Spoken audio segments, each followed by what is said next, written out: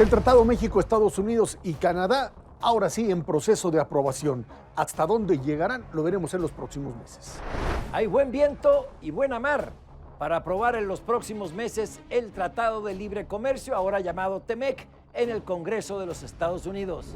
Si la ratificación es un desafío, mayores desafíos vendrán después de esa ratificación. Esto es En la Mira. Comenzamos.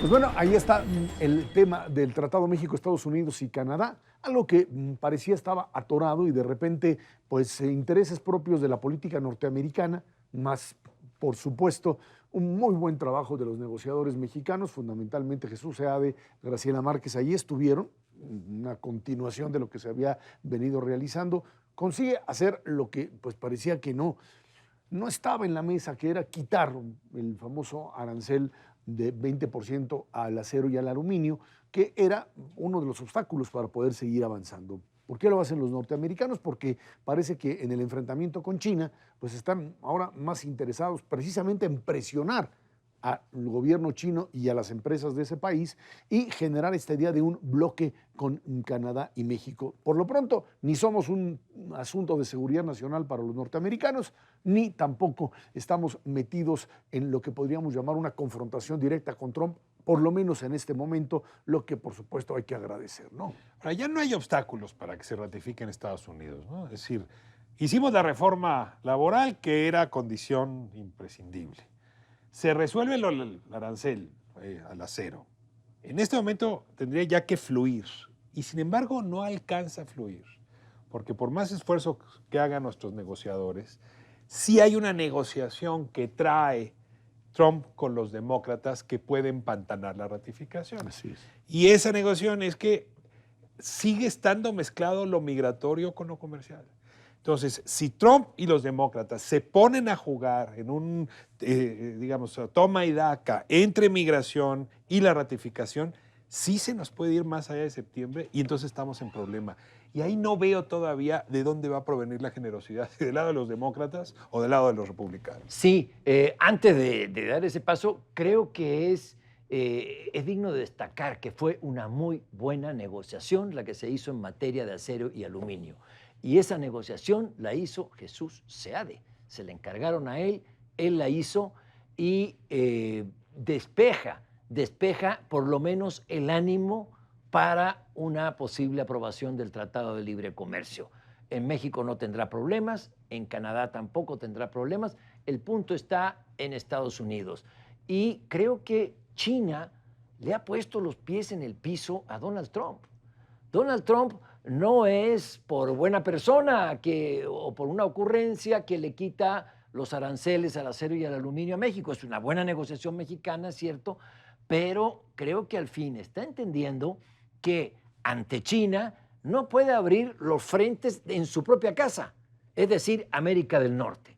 América del Norte es un bloque comercial, geopolítico y con muchas implicaciones como para dividirlo y enfrentarse a China divididos. A mí me parece que la realidad está poniendo a Trump en su lugar y ahora se va a convertir en un adalid del libre comercio con México. Ahora, hay que reconocer además que en esta negociación a lo que se comprometen Canadá y México es a bloquear precisamente la entrada de acero chino. Hay que no dejarse triangular. Es decir, que los chinos no metan acero por México o por Canadá. El problema con la economía china... Es importante. Sí, pero el problema con la economía china sigue siendo el mismo. Es una economía de mercado manipulada. Es una economía de mercado donde se vende y se compra, pero el gobierno tiene una capacidad en ese capitalismo de Estado que funciona ahí de pues, mover precios, hacer dumping, lo que le llaman, o sea, vender debajo de costos, manipular moneda Esto lo saben hacer maravillosamente los chinos. Hay que recordar que desde que entraron en la Organización Mundial de Comercio, a México le partieron el queso, o sea, nos dieron en la torre, porque precisamente este tipo de juegos no de libre mercado con reglas aceptadas por todos, le permitieron a China tener este papel preponderante. Yo creo que en este caso la idea de que nada de triangulación, nada de abrirle mercados a China, irse con cuidado, que hay que recordar que ese era el argumento mexicano y también canadiense con Trump, decirle, tú me sigues presionando, no tengo otra más que jugar con los chinos, como han hecho algunos otros. Esa es una parte. Y la otra que mencionaba Ricardo, y que creo que es fundamental, es qué van a hacer los demócratas. Nancy Pelosi tiene ahí la llave, puede echar a andar, decir, bueno, se ha avanzado, reforma laboral, veremos si el tema migratorio se maneja o no. El problema es que ya están en campaña, otra vez le siguen aventando un montón de lodo a Trump con respecto a, ahora aparece en New York Times, toda esta temática de Deutsche Bank y lo que sería pues, el lavado de dinero de empresas de Trump, y en ese juego nos podemos quedar atorados. Sí, a ver, lo que sí está claro es que el pleito con China nos favorece. O sea, sí es un contexto inmejorable, pero si nos metemos en esa complicada cabeza de Trump, yo me pregunto, ¿qué pensará él que le deja mayores réditos de carácter electoral hacia el año que entra? Si el pleito con China o seguir atizando en el tema migratorio con México. Porque no es posible jugar con las dos pelotas al mismo tiempo. Y me temo que dado su electorado, China no es tan relevante como seguir utilizando a México como el Judas al que hay que quemar y al que hay que patear. Desde esa perspectiva, sí podemos ver un Trump que empiece de manera remolona a no avanzar en la ratificación hasta que el tema migratorio no se resuelva. Y del otro lado, yo sí veo un gobierno mexicano que concretamente esta semana dice, pues me adelanto una jugada, porque le voy a ir a presentar a Trump ya el programa de desarrollo para América Central, que es lo que va a usar López Obrador en el momento en que Trump le empiece a chantajear. Pero sí es un juego a varias bandas que vale la pena no perderse, que está de lo más interesante. Sí, ahora, yo creo que el tema de migración, sin duda para Estados Unidos, más allá de la coyuntura electoral, que lo han usado y lo van a seguir utilizando, sin duda, pero es un tema de seguridad nacional. Es un país que no puede estar recibiendo 1 millón de personas cada año.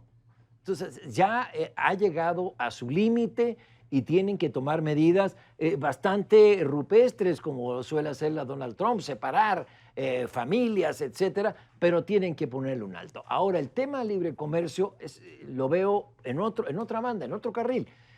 Los demócratas, sí, no le van a regalar tan fácilmente un triunfo a Donald Trump en la Cámara de Representantes, que es la más dura, pero podría quedar resuelta en junio. Ahora bien, hay una corriente de opinión en Estados Unidos favorable, dentro de los productores, favorable a este Tratado de Libre Comercio renovado que se ha alcanzado con Canadá y México. No veo a los demócratas jugándose toda su suerte en echar abajo un Telecan o un TEMEC por obtener réditos electorales dudosos. Y Trump, en caso de que se quisiera poner remolón, tenemos el tratado vigente. O sea, no lo va a echar abajo el tratado vigente. Es posible, en el peor de los escenarios, que este TEMEC no pase en este año, y ya no pasando en este año se complica para el próximo por la época electoral. Pero yo no soy pesimista en este caso, a pesar de que a los demócratas no les convenga darle esta medalla a Trump, pero creo que se la van a tener que comer. En Estados Unidos la política local tiene a veces un peso mucho mayor que la política nacional. El tema del tomate, por ejemplo, que hoy está otra vez como parte de la presión sobre México, es un elemento importante a tomar en cuenta.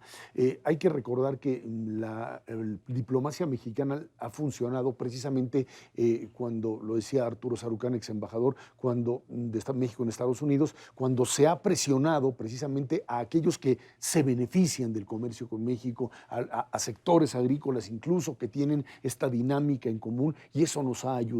Yo creo que es el momento en donde, más allá del pleito con el tomate, hay que empezar a mover en los Estados Unidos a todos estos grupos que hoy representan para Estados Unidos y para México el plus, el más de lo que sería el comercio y de esa manera pues convencer a los propios demócratas de que esa tiene que ser la alternativa y que a partir de ello podemos lograr un acuerdo que beneficie a todos más allá de la temática Ahora electoral. estamos todos preocupados por el desafío de la ratificación, pero lo que no alcanzamos a calcular son los desafíos que van a venir después de la ratificación. Porque así como el Tratado de Libre Comercio firmado en 94 transformó México, este tratado es otra vez una transformación del mapa económico, social, industrial, incluso agropecuario de México. Es decir, hay sectores que no estaban para nada en el tratado anterior que ahora tienden a desarrollarse. Hay regiones que no se vieron beneficiadas del tratado anterior, el sur-sureste, que ahora tendrían que beneficiarse. Una dinámica laboral que transforma. Ya no podemos ser competitivos en función del salario, ahora va a tener que ser en función de productividad. Es decir, lo que es interesante es que al día siguiente de esa firma empieza a correr la siguiente década, los siguientes 25 años de la historia económica de Norteamérica. No es una cosa menor y el país va a requerir de enormes esfuerzos para enfrentar estos desafíos con éxito. Sí, ahí tenemos un viejo diferendo, Ricardo, tú y yo, pero que haremos un programa sobre eso. Sí ha beneficiado a los estados que están conectados con el comercio exterior. El Tratado de Libre Comercio los ha beneficiado mucho y han sabido hacerlo en el centro y en el norte del país. Y en el sur, mi opinión es que mientras sigamos atados a la coordinadora y sigamos atados a grupos políticos que espantan a la inversión privada, va a ser muy difícil que se desarrollen. Ahora bien, antes de llegar allá, creo que no va a ser un día de campo. El Consejo Coordinador Empresarial ya tiene una oficina para hacer cabildeo en Washington. No veo lo mismo en el gobierno. El subsecretario SEADE sí lo ha estado haciendo. No veo a la Secretaría de Economía realizando las mismas tareas con los empresarios, con los productores, con los beneficiarios, algo que sí se había hecho en el pasado y que es indispensable realizar cuando se quiere alcanzar un tratado de libre comercio y presionar que los votantes, los factores de poder en los estados de la Unión Americana, presionen a sus legisladores. Yo ahora insistiría nada más que en el tema del sur-sureste, si luego me invitan a su programa ese que van a hacer. Pues, te digo, no. Es que nos vamos a echar el señor y yo. Iba a decir una cosa impropia. Muchas gracias. Haz tu programa solito. Pero bueno, yo sí les quería decir en ese sentido que el tema del sur-sureste tiene que ser tratado no solamente en términos de lo político, sino básicamente de dos cosas. Estado de Derecho, por supuesto, que es uno de los elementos fundamentales, y lo segundo, cambio en la actividad productiva por lo que podríamos llamar actividades que simplemente no sean rentables y no sigan reproduciendo esquemas de pobreza. ¿Qué fue lo que hicieron finalmente estados que estaban ahí como Zacatecas o Aguascalientes? Y creo que esta dinámica tiene que ver no tanto con el Tratado de Libre Comercio y sí con decisiones de orden político, económico, que en este momento no las veo en el panorama ni para gobierno ni tampoco para sí te vamos a invitar a ese programa. Muchísimas gracias, qué bueno. Y una vez convocamos, ¿no, Pablo? Sí, Es que está sabroso. sí, A ver, sí, sur-sureste y el tratado, el TEMEC. Yo creo que ese es el gran asunto. Bueno, entonces nos fue el tiempo. Esto fue En la Mira. Nos vemos la próxima semana. Muchas gracias por acompañarnos.